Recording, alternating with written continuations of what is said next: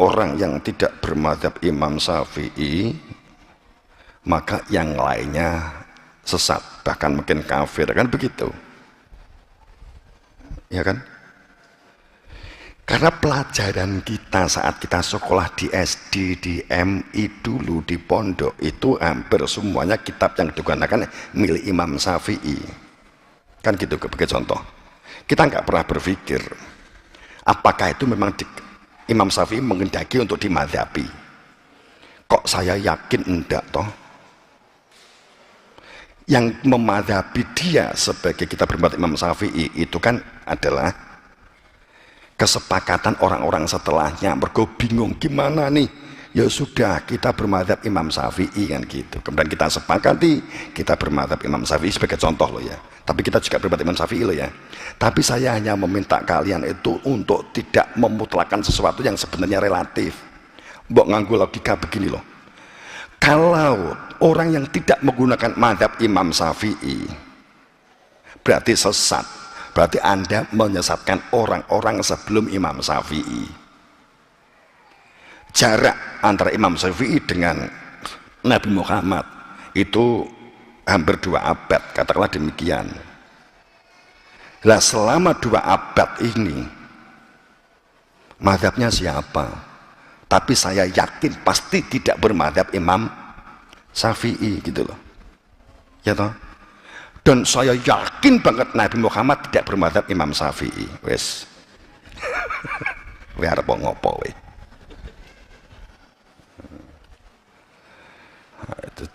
Kita ngacak ya kita. Ini melemahkan iman. Iman itu duduk perkara wawasan gitu loh ya.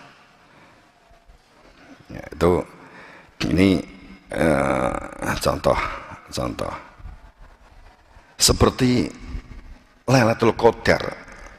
Kita sudah terlanjur seperti entah ini disepakati atau secara nggak langsung bahwa Lailatul Qadar itu saat kita sampai begini loh ya. Jadi pada saat mulai 17 kita itu iktikaf silo untuk memperoleh Lailatul Qadar, bener 17, 19, 21 kan gitu kan. Terus dicegat, bahkan ada yang tim panitia pencegat Lailatul Qadar itu ada itu, karena saya juga dapat surat. Jadi diajak Pak Yai, monggo kita ke ini, ngajak ke Ampel, kita bareng ke sana, nanti kita doa bareng gantian kan gitu kan. Kita nyegat Lailatul Qadar. Saya berpikir Lailatul Qadar perjalanan di endi ya, dicegat di sunat Ngampel. Gitu. Tapi saya nggak ketemu yang ngasih undangan sih, saya nggak ketemu. Jadi saya nggak bisa jok kepada yang bersangkutan, tapi saya jok ke salah satu temen Gus gitu ya. Berangkat gak? Aku nek poso ya ndak bisa, karena ada jadwal dia rutin. Ini juga ada Ramadan activity. Kita nyegat Lailatul Qadar. Terus kayaknya Lailatul Qadar itu dari arah barat kok, saya bilang begitu kan. Karena nanti di zaman akhir itu adalah matahari muncul dari barat. Jadi kayaknya nanti justru lewat tempat kami di pondok di Pomosda. Kalau di Pomosda engkau ijik ya mungkin kan toko Ampel, nek enggak kan entek di Pomosda. Saya kian gitu. Guyon nih ya ini kan gitu. Enggak, wong kok kulon araya. Mampir di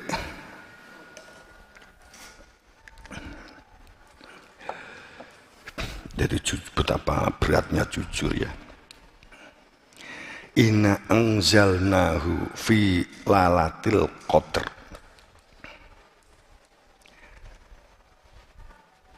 Ini kalau kita kan sering ngungkap, ini kan hanya apa, ngudoroso ya, kita ngomong ngudoroso aja ya di penghujung Ramadan, ngudoroso wae, menggunakan logika, tapi sekaligus pelurusannya seperti apa dalam keyakinan kita. Inna itu jelas merupakan ayat takkid ya, jelas sebagai ayat makrifat.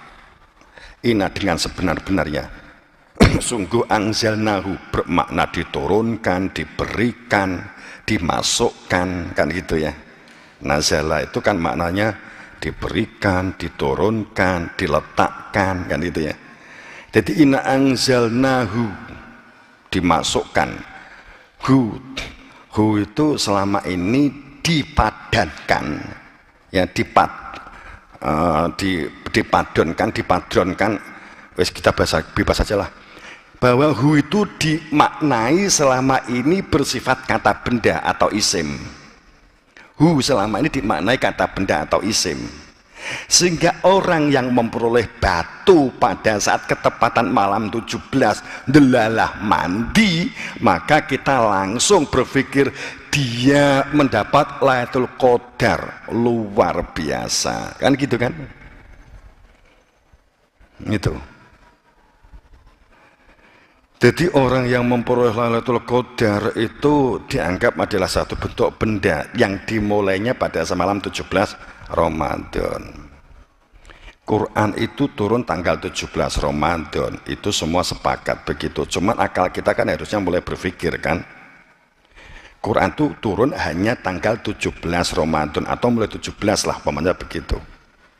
Kemudian hari selanjutnya itu Lailatul Qadar, ekor atau mengikutinya.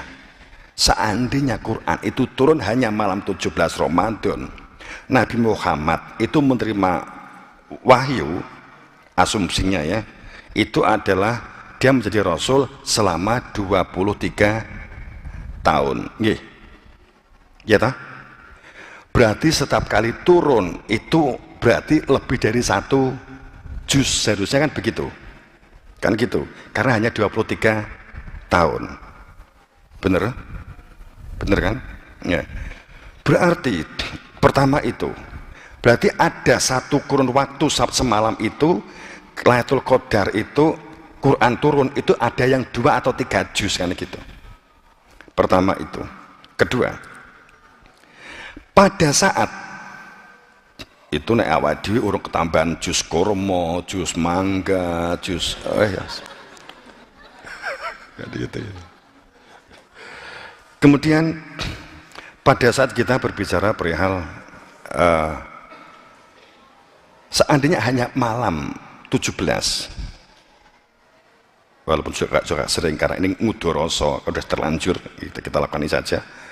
Jadi nek upamane kowe kena masalah keluargamu tentang waris karena orang tua meninggal, masalah keluarga, masalah orang tua, masalah dagang, umpamanya begitu. Terus masalahmu itu padahal urung bulan Ramadan, belum di bulan Ramadan. Apa kira-kira masuk akal enggak? Nabi mengatakan demikian. Ya Nabi, bapak saya meninggal, dia meninggalkan sesuatu, kami punya 3 saudara. Ini bagaimana cara membagi waris? Maaf, kita tunggu bulan Ramadan depan. Kita tunggu tanggal 17 Ramadan depan ya, semoga nanti Quran turun itu membahas tentang Lailatul Qadar, tentang waris. Terus 17, terus gue teko marani Kanjeng Nabi, sahabat itu ngomong gitu. Ya Kanjeng Nabi, bagaimana masalah saya kemarin? Aduh. Ternyata yang turun itu bukan masalah waris. Yang turun itu masalah laki-laki boleh beristri 4. Kayak pamannya begitu. Tapi harus bisa adil bla bla bla bla, pamannya begitu kan. Gitu. Bla wes itu kan menjadi banyak. Tapi mohon maaf, tadi kan saya mengangkat itu maknanya bukan pengertian pasangan seperti yang dimaknai kemudian nafsiyah. Karena kalimat arijalu qawamu 'alan nisa itu kan pemaknaannya kan juga kalau kita mengacu kepada ilmu alat tidak rijalu 'alan nisa loh ya. Yang Anda harus tahu. Ada tasdid, di atas ro ada tasdid, di depannya ada alif lam, ar-rijalu. Itu berarti maknanya bukan masalah feminisme, bukan itu, bukan laki-laki pemimpin. Komayakumu itu maknanya bukan masalah pemimpin yang dapat menegakkan keharmonisan, keselarasan kedua pasangan ini. Makna ar-rijal, karena pengertian di sini ada isim takrif dan roknya ada tasjid mukotob kedua-duanya, ar-rijalu qawamu 'alan nisa, maknanya itu bukan semata-mata laki-lakinya, tapi kedua-duanya adalah untuk menegakkan kehidupan gitu. Kalau boleh dikalahke wong lanang sak suwe kan golek menangi, itu qawamu 'alan nisa, itu berarti bener bahwa terjemahan ini piye? Ar-rijalu qawamu 'alan nisa terjemahnya begini, perempuan itu nggak pernah salah kan itu loh. Karena kalimat koma yakumu itu menegakkan, ngalah kan gitu ya, akeh ngalai, disalahke meneng, dilokke meneng kan gitu. Itu kalimat qawam 'alan nisa. Ar-rijal qawamu 'alan nisa. Lugasnya jok begitu. Jadi saiki mergo laki-laki pemimpinnya wong wadon sak geleme dhewe kan juga enggak sebenarnya kan enggak begitu maknanya. Qawam itu seseorang yang mampu menegakkan keharmonisan, keselarasan, keseimbangan dalam kehidupan yang dijalani bersama.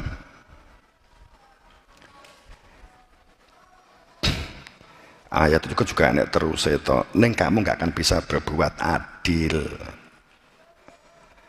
saat mengenai rumah tangga. Saya kembali kepada gerendengan toh ini kan, ngaji gerendengan. Bentar lagi. Jadi apa sih sebenarnya inang jalnahu? Hu itu huwa. Hu itu adalah satu akar dengan huwa. Allah, huwa, hu gitu ya.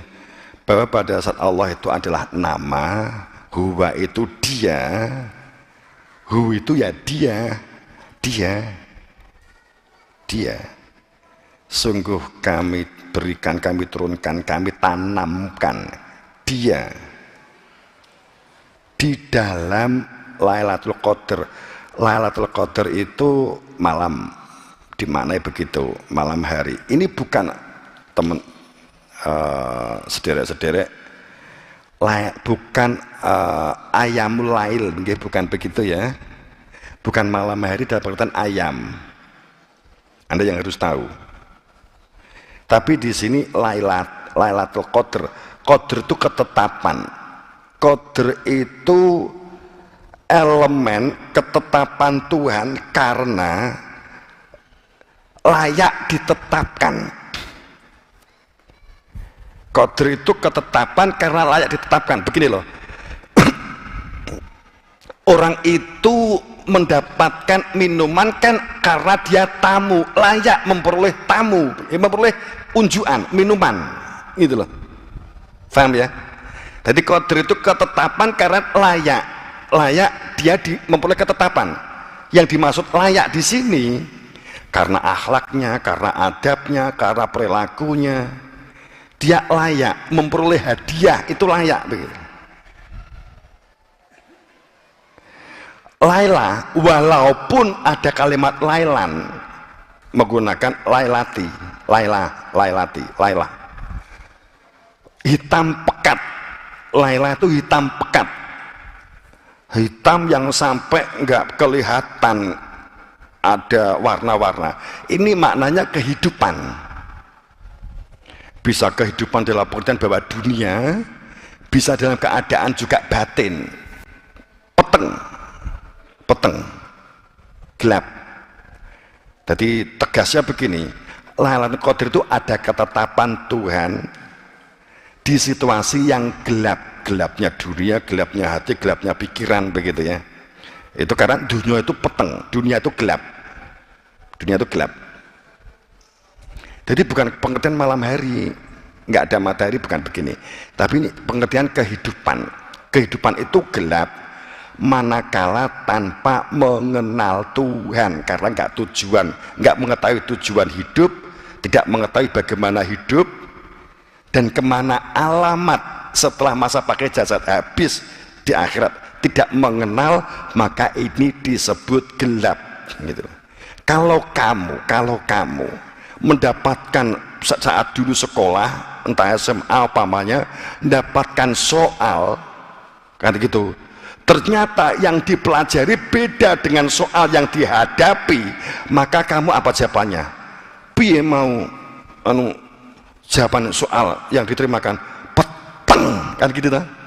Ya toh? Waduh, peteng tenan aku, jan mau diar tenan kan gitu kan. Lah itu apakah berarti itu peteng gelap? Kan enggak. Itu berarti pada yo terang benderang wong, ya ujian itu kan pagi hari. Kan itu. Tapi bosoro soal langsung peteng dedet, ya toh? Langsung peteng gitu. Waduh, peteng tenan iki soalnya kan. Peteng itu lah. Gelap. Nah, kemudian ketepatan delalah, ada ketetapan, ada orang yang di sebelahnya bisa jawab di kekerpeannya, ya kan gitu tak? Nah, itu maka kamu memperoleh jawaban itu. Oh, itu bukan begitu Lailatul Qadar kan gitu.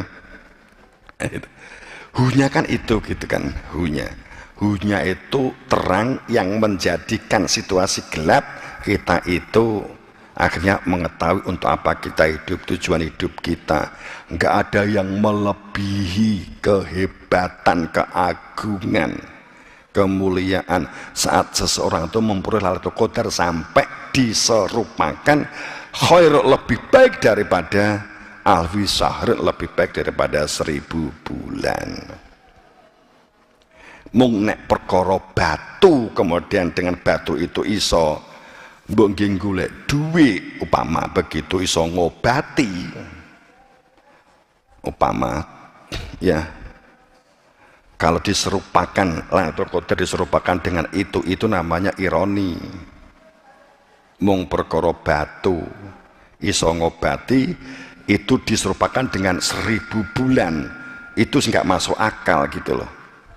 Ada orang itu memperoleh batu akeh, kemudian dicelup ke gitu ya, terus bisa mengobati orang lain. Lah untuk mukondi ini saya memperoleh Lailatul Qadar. Inilah situasi-situasi yang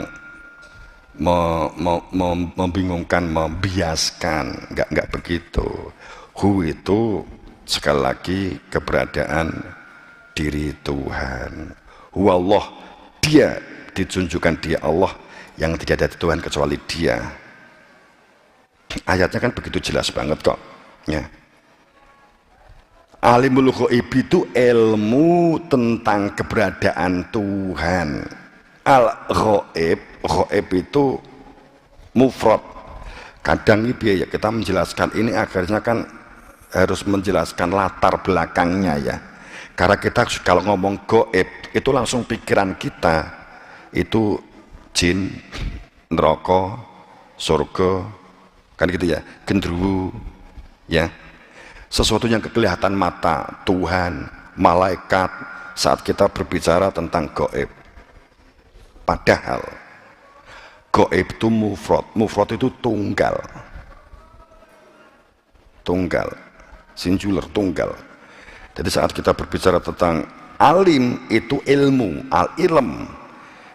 ilmu itu sesuatu untuk membuka hakikat, sesuatu untuk membuka hakikat, sesuatu yang digunakan untuk membuka hakikatnya sesuatu, itu ilmu.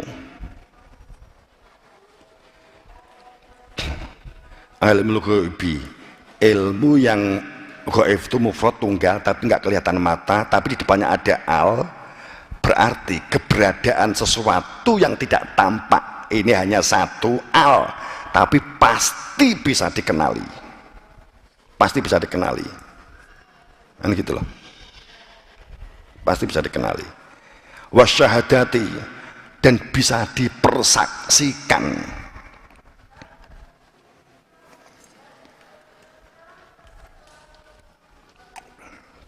Itu pasti. Semua risalah kerasulan kan diutuskan untuk ini. Kalau hanya untuk membuat aturan, membuat katakanlah aturan atau seperti konstitusi yang nggak perlu ada rasul, nggak perlu ada Allah, nggak perlu ngutus itu. Diutus itu karena membawa risalah untuk menunjukkan keberadaan Tuhannya, dan hamba juga supaya mengenal Tuhannya, sehingga berdunianya menuju kepada Tuhan yang dikenali, kan gitu ya.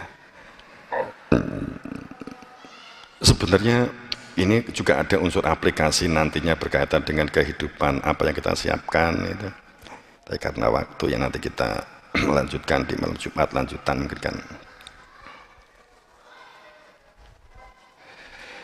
In huwa illa wahyu yuha, sungguh dengan sebenarnya bahwa dia anzalnahu tadi itu yang sebagai ketetapan, jika tidak dikenali maka berada di dalam gelap, keberadaannya itu sungguh wahyu yuha, sungguh itu adalah wahyu, itu inisiasi, wahyu itu bisian, wahyu itu ada sebuah metode yang akan menjadikan seseorang itu mengetahui hakikat. Yuha itu dimasukkan, dibisikkan, sungguh bahwa dia itu yang ditunjukkan, diinisiasi oleh semua utusan supaya keberadaannya berada di dalam hati.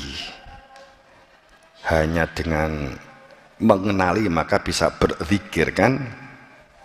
Kita tutup ayat ini aja sambil untuk geneng-genengnya Bapak Ibu rahimakumullah. Ini kan juga menjawab,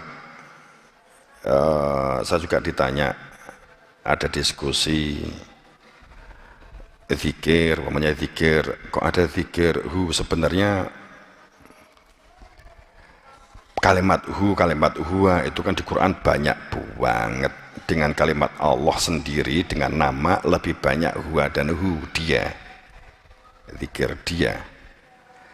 Kalau kita menyebut dia yang menciptakan, dia yang membuat bangku, dia yang membuat yang mester ini, dia yang membuat pondasi, dia siapa? Berarti sesuatu yang tersimpan di dalam hati perihal zat yang punya nama Allah. Makanya kan saat Sayyidina Ali ditanya, apakah kamu mengenal Allah? Sayyidina Ali langsung menjawab, saya tidak menyembah Tuhan yang tidak bisa saya lihat, karena saya tidak ingin menyembah sesuatu dengan prasangka.